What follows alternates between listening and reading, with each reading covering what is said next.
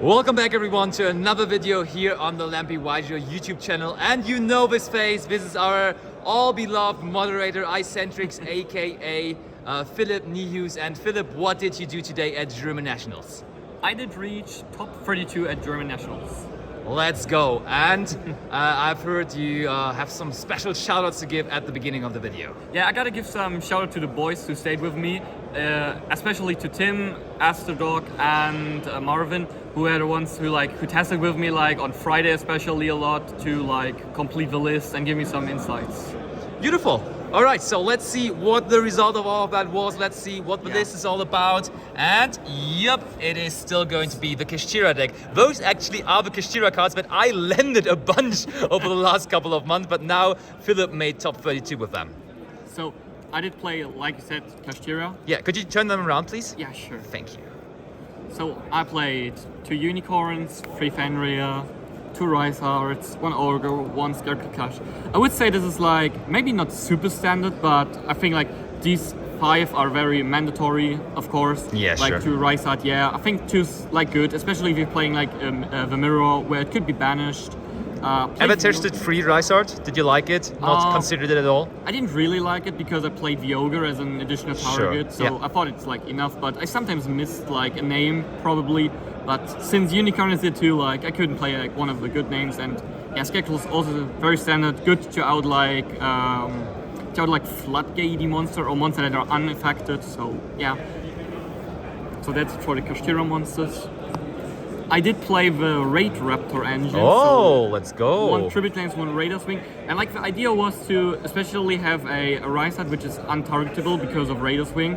So he is very good protected against runic decks, because I expected a lot of runic Twin Sprite in the tournament.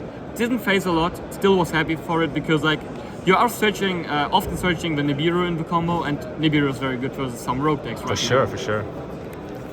So that means you always win first, right? Because a lot of successful Kashtira players this weekend played going second, but this looks like a going first list so far. So this is very interesting. I did go first if I was able to, but in the Mirror I went second, and I always cited these 2 out because they are hard bricks. I thought about keeping them in, but having the Raider Swing here as a brick, I sometimes bricked on them, which is not very critical in the Mirror, because one card generates so much advantage that you can afford to have 1 semi-brick in the hand. But yeah, still siding it out against especially other matchups was, I think, a good decision. Yeah, fair enough. Going to hand traps, 3 Shifter.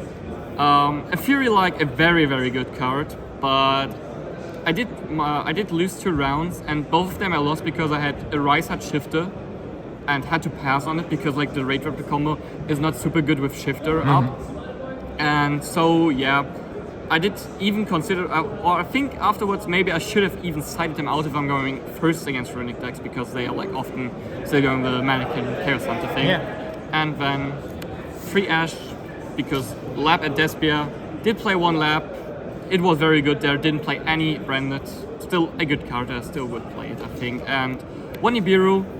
This might sound out if you're not familiar with the Raidraptor combos, but as I said, you can search it. Yep. And you will see later on how you can search it for sure. Yeah, and I didn't think 3 of them were super good, so I did only play 1. Coming to the spells, standard 4 field spells. Yes. But not only 4, I played a 5th one, with Set Rotation and a Reichphobia. Searchable Scarecrow Kashtira, nice. Yeah. So the idea was most likely to have first of all, another field spell to have more consistency, because Unicorn went to 2 on the last Forbidden Limited list. And the Set Rotation also, it does turn off the evenly of your opponent, which can be quite good. Didn't come up a lot for me. I also think afterwards, your full board is still okay against evenly, since you're putting everything away except the untargetable Raidraptor, and your opponent then needs a second out. So didn't think that was super important, but being able to have it as a board breaker against runic decks, it was super interesting there. True, just getting rid of the runic fountain is actually insane. Yeah, I mean, they have to carrot negate it then, if they want to keep their runics around, or otherwise if they are on starter and not using the start in their turn, it's like very good there. Yeah, Also for a good disruption if your opponent like activates a field and you have this card set. Yeah, did you ever use a Phobia field effect to pop a card because of many defense monsters on the field? I did not. Funnily enough, my Floroni's opponent in round 10, he did start by setting a monster to use this and destroy my Fenrir. That's pretty funny. Super funny, yeah, but he wasn't able to do much afterwards. Free Theosis. Sure. Free Birth. Yep. Wouldn't cut anything to 2. Then last spell, Free Prosperity. Very strong card. Should not be at 3 if I'm being honest. Yeah, probably the best card of the deck. Yeah, it's crazy. very likely best card. You're like guaranteed to find your cards you're needing, and especially if you're like already having everything, you can search like your you can grab out your side deck cards or even your set rotation you want off. Traps, I played both traps. Ooh. In total, I played 41 cards. This was my 41st card. I thought about putting it to the side, but I decided to play it in the main deck because if you're able to go shift or rise at pass, you can search this one of Ogre very often to have like more follow-up in the next turns, or you can even set it so if your opponent then kaiju's your rise at as example, you can flip this card, especially your rise at back, because it is banished then because of shifted. Yeah, that's pretty good. Yeah, played 6 more spells, free imperm, very good hand trap, probably the best hand trap of the format if you're playing it because it is still a board breaker, especially with evenly matched. Yeah. Shoutouts to Aaron, who told me to play this card. I thought about playing the Dark Drill instead, or a tribute card like Lava Golem, which you will see in my side deck. But I played the Evenly, was quite happy with it because I had more side deck space because I did not side a lot of backdoor removal because I thought Evenly is just enough. Also, having free imperm to be able to imperm nip is also something which came up, which is quite funny. Yeah, for sure. So that's it for the main. As I said, 41 cards.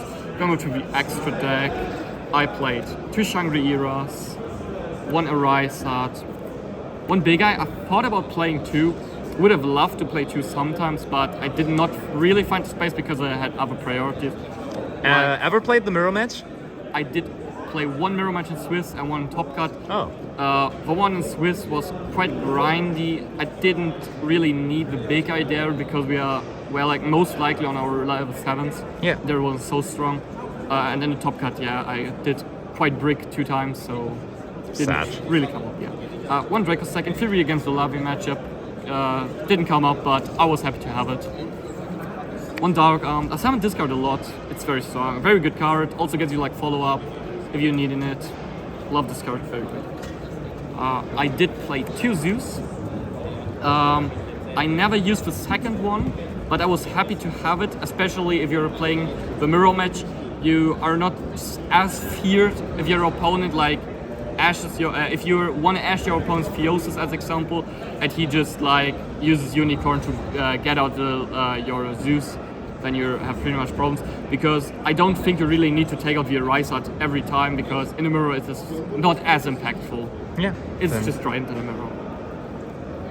Then for the Raidraptor engine, 1 Arsenal Falcon, 1 F-Zero, another F-Zero Drake Future, and then the Evil Swarm Nightmare and Gallant Granite. That's a pretty big package, to be honest. Yeah, it is, but you do have the space.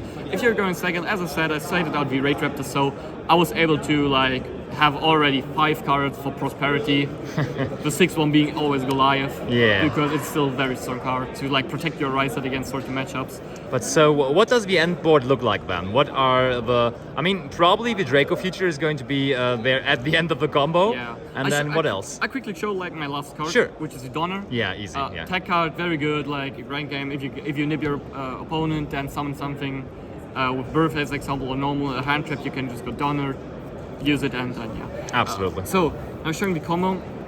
The optimal combo is like I would say 1.5 card combo. So it is not theoretically not really 1 card.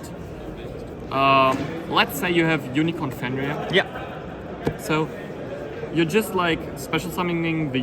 I'll use this right around. Whatever, yeah. Special summoning a unicorn. Yeah. Like searching yourself a birth.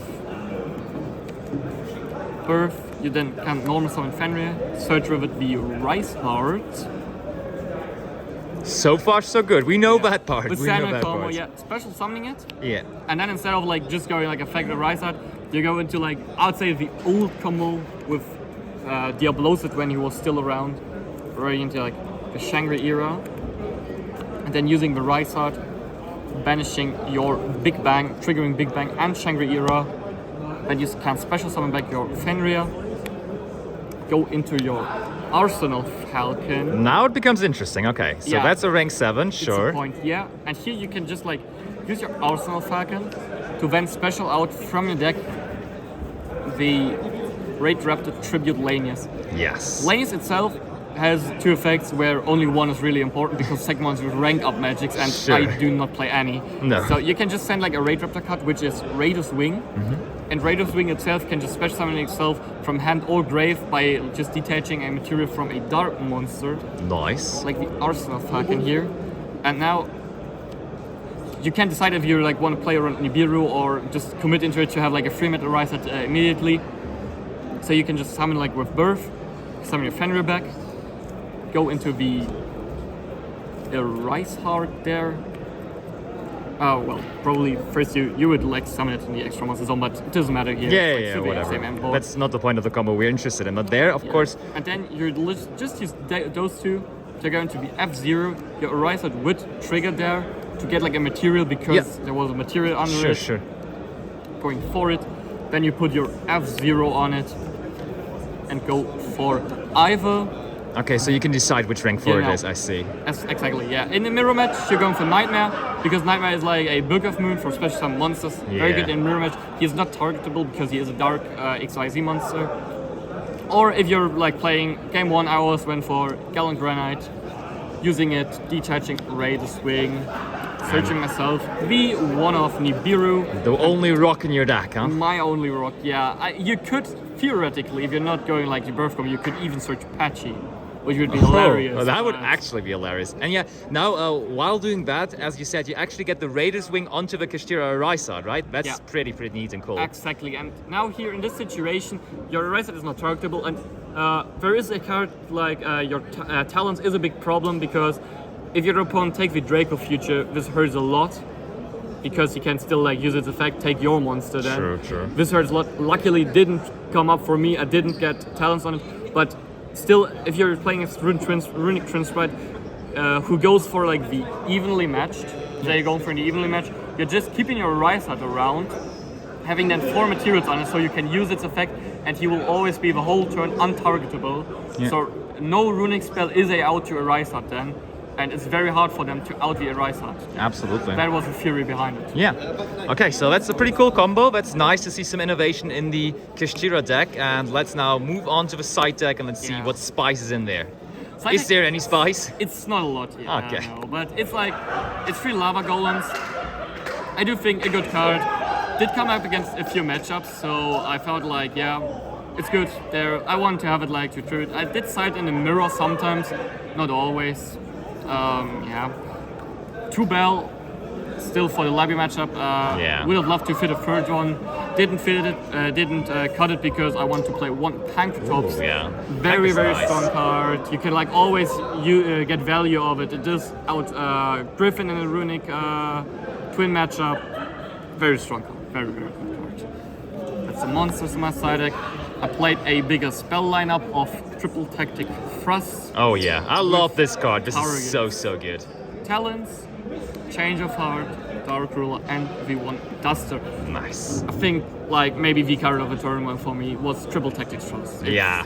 It's super strong. It Thrust is, right? like, yeah, you can just grab what you want. Like, Arise had gotta play into it. Your opponents will like most likely play into it. And yeah, normally I started to go second because I didn't play a going first target because I felt like my going first one is already strong enough for like those purposes. But yeah, very good there. Like targets, I think self-explanatory. 1 talents, 1 change of heart, yeah, dark ruler, and Yeah, just too good for sure. yeah, very self-explanatory. And the last guy in my side deck, I did debate a lot about it, but I did want to play them. The 3 Solemn Judgments. My friends will say I played them because I do own them in an Ultimate Rare. That's what I was about to say.